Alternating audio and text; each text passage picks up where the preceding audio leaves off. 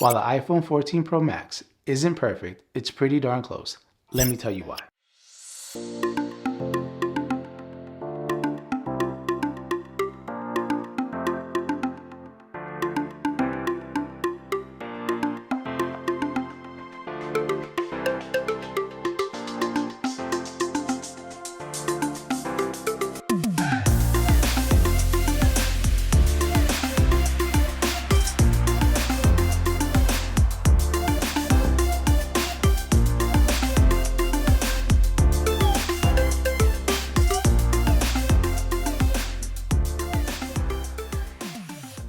With the iPhone 15 and 15 Pro Max just around the corner, I figured this would be the perfect time to go over my long-term review of the iPhone 14 Pro Max. I picked up this iPhone 14 Pro Max in deep purple last year, and I've been using it ever since.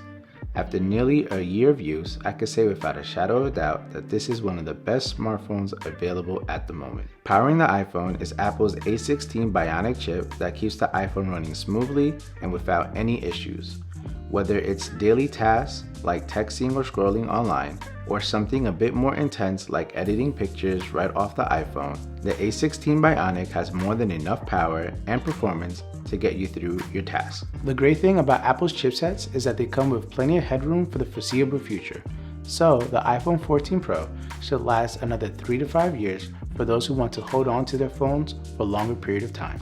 Something I found pleasantly surprising with the iPhone 14 Pro Max was just how great the speakers actually are. Not only do they provide great sound quality for phone calls, but they also sound great and get pretty loud when listening to music or watching a movie.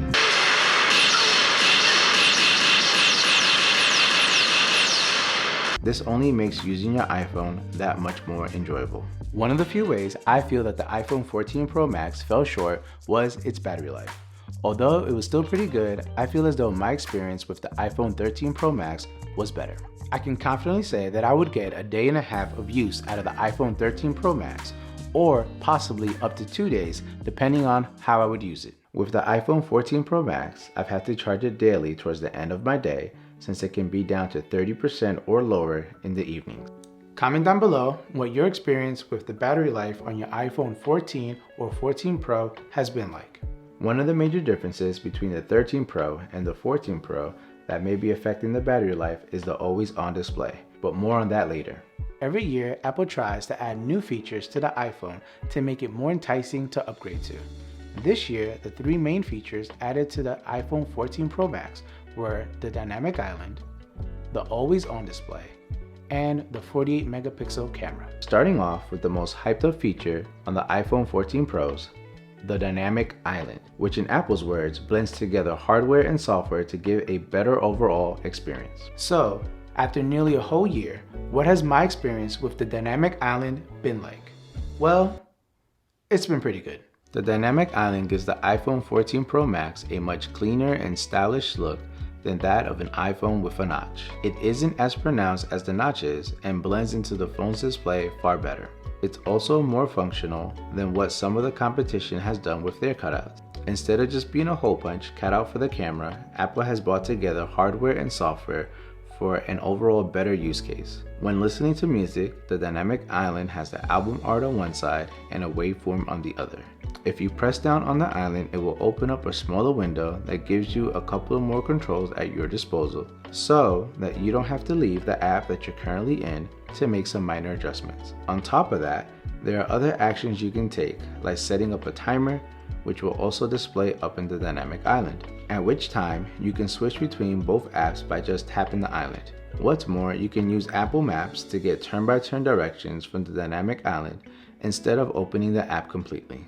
The Dynamic Island also gets some new animations as well, like when using Face ID, charging your iPhone, receiving notifications, and many more.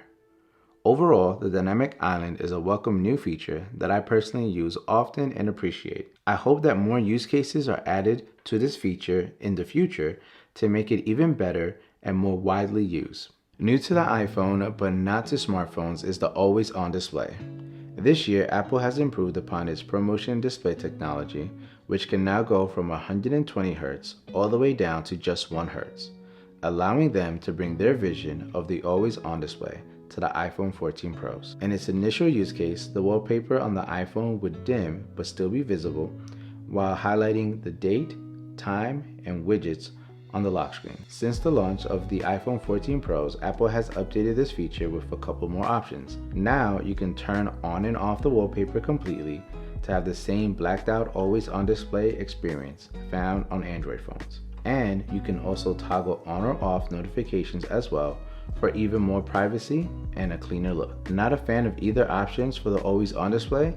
You can go ahead and disable this feature altogether. For me personally, I would prefer to leave the always on display completely enabled, but I believe that the hit to the battery life wasn't worth it. So for the most part, I have the wallpaper turned off while keeping the other features on.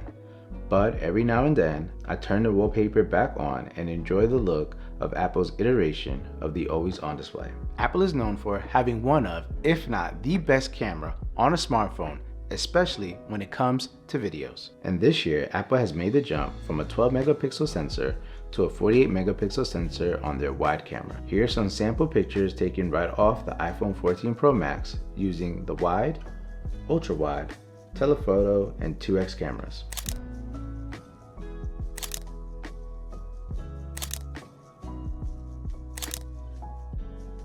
I'm no photographer, but I believe the pictures taken off of this camera system are great and can be used for several different purposes. When it comes to video, in the mobile world, Apple is king, and that hasn't changed. So much so that you have big-time content creators using just an iPhone to record videos for their YouTube channels. I myself have been using video clips off my iPhone 14 Pro Max and mixing them in with videos taken off my Sony a7 IV. And for the most part, they seem to blend in well with each other and allow me to have a different perspective when recording. The iPhone's camera system continues to improve and impress year in and year out. As I mentioned, I use this camera system not only for social media, but also for content work as well. And I will continue to do so for the foreseeable future. So after almost a year of use, the iPhone 14 Pro Max continues to be not only an excellent smartphone, but a powerhouse that can be used for content creation as well.